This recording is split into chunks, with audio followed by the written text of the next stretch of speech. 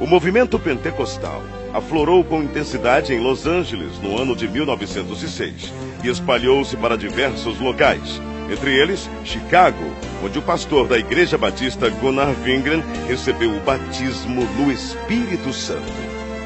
Numa convenção batista, Gunnar Wingren conheceu o jovem Daniel Berg, que também fora batizado. Ambos eram suecos e se tornaram grandes amigos.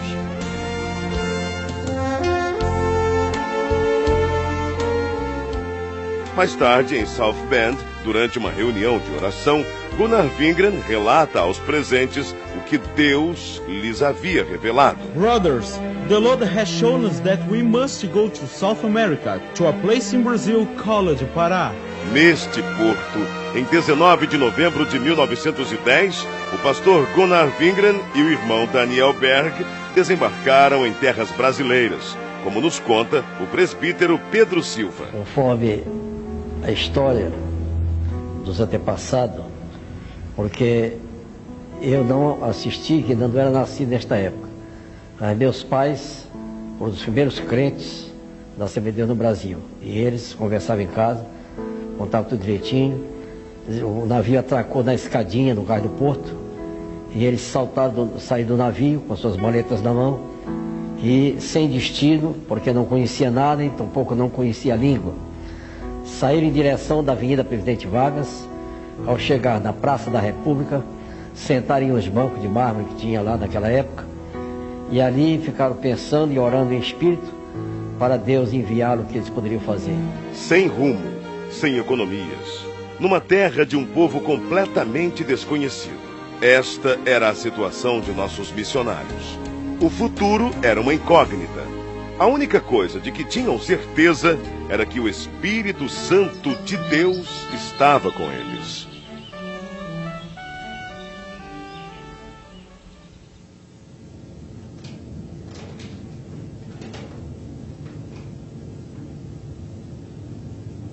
Daniel! Yes, go ahead, speak. The editor of the newspaper is our brother Justice Nelson, a Methodist pastor I knew in North America. Tomorrow, you look for him. He will certainly give us the necessary orientation here in Brazil. Praise the Lord, praise the Lord, Lord. Amen, amen. O pastor metodista Justus Nelson os recebeu muito bem. Disse-lhes a respeito da Igreja Batista de Belém e prometeu levá-los até lá.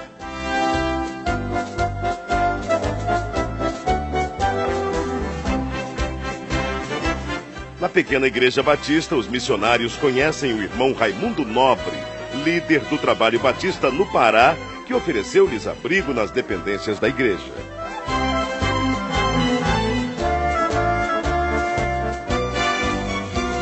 Mais tarde, os missionários foram apresentados ao irmão Adriano Nobre, membro da Igreja Metodista e primo de Raimundo Nobre. A convite do irmão Adriano Nobre, Berg e Wingren navegam pelo rio Tajaburu até chegarem ao local chamado Boca do Ipixuna, onde ficava a casa do irmão Adriano. Ali permaneceram por algum tempo, aprendendo a língua e os costumes do país em que passariam um bom tempo de suas vidas.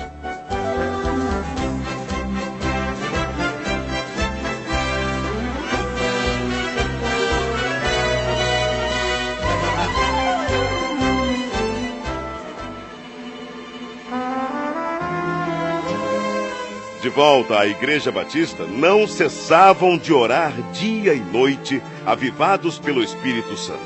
Isto causou inquietação em alguns membros, que os censuraram e os chamavam de fanáticos. Mesmo assim, os dois não se abalaram e continuaram orando e testificando sobre o batismo no Espírito Santo.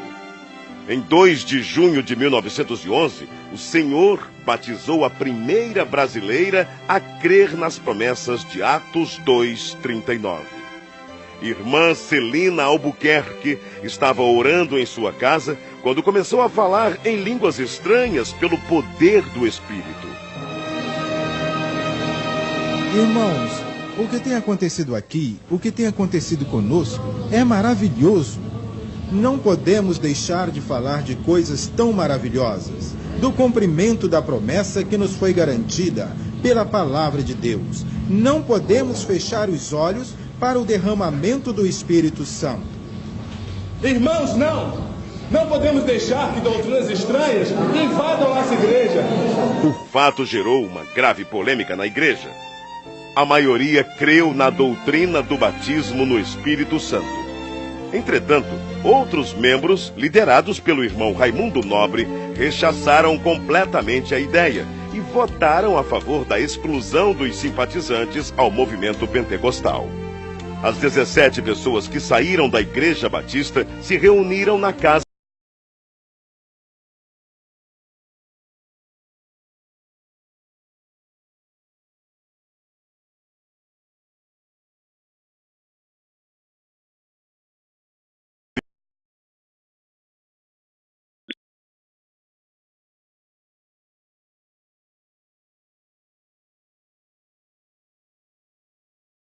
pastoreava a igreja em Belém. Daniel Berg saía como colportor, vendendo Bíblias e pregando o Evangelho em diversas cidades. Eram tempos difíceis, de longas jornadas. Mas Deus jamais desamparou aqueles que lutam por sua palavra.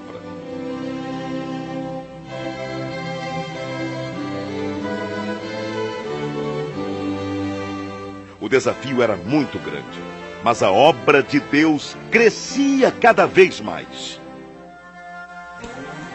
Absalão Piano, pastor pentecostal brasileiro, ordenado por Gunnar Wingren em 1913, em Rio Preto, Tajaburu do Norte.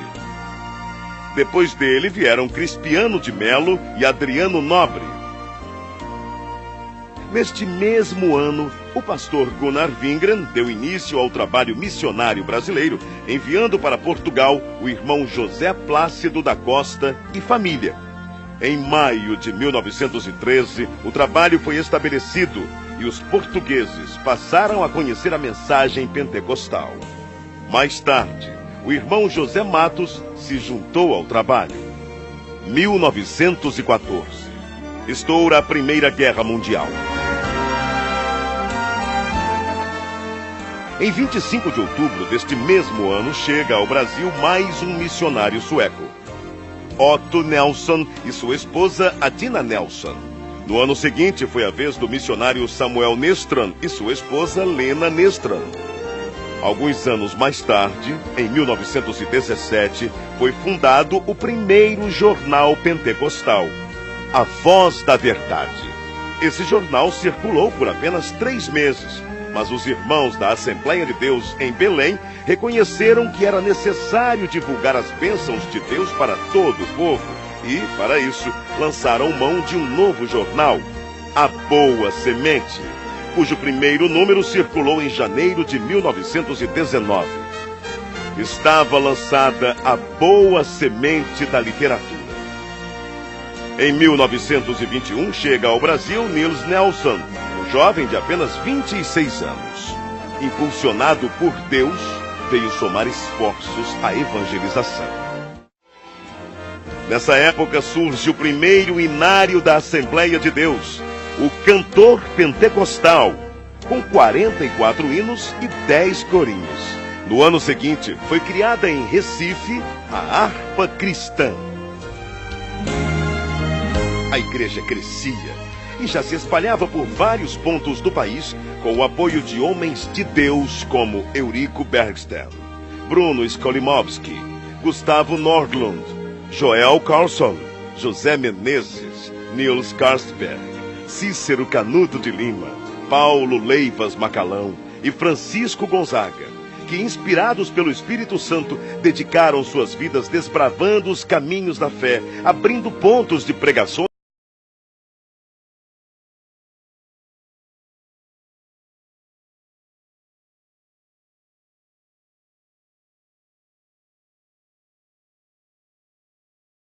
de homens que em si nada eram, mas que eram cheios do fogo do Espírito Santo e que trouxeram uma mensagem poderosa, e as portas do inferno não têm podido prevalecer até o dia de hoje.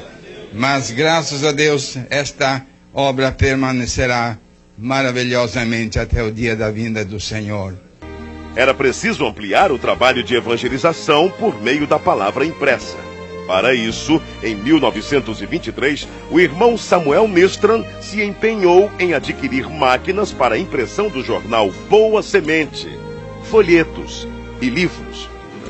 Reconhecendo o valor da literatura cristã, o pastor Gunnar Wingren e seus auxiliares resolveram fundar um jornal evangélico na capital federal, o qual denominaram Som Alegre.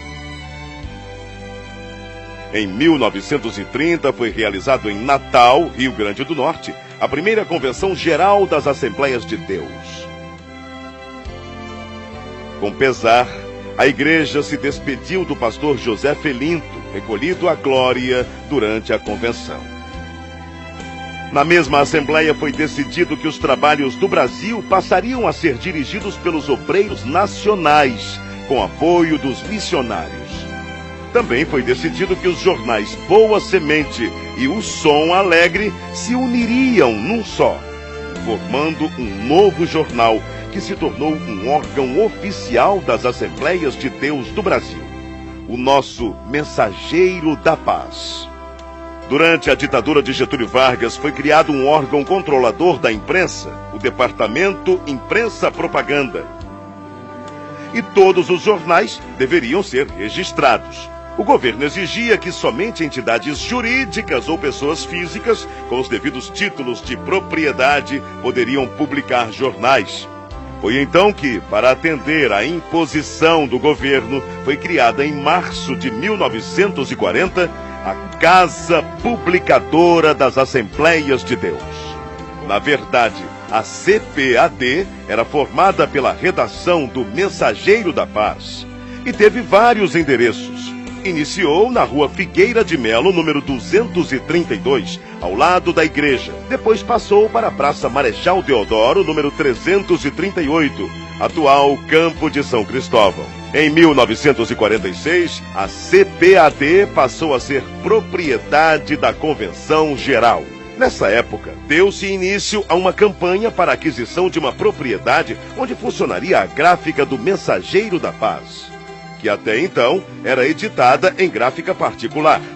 Após vários meses, finalmente era lançada a pedra fundamental, a Rua Olindo de Melo, número 581, atual São Luís Gonzaga, 1951.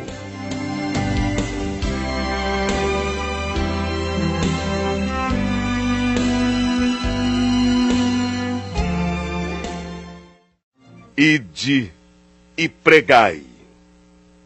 É preciso ultrapassar fronteiras e chegar até os confins da terra, anunciando que Jesus Cristo é o Senhor.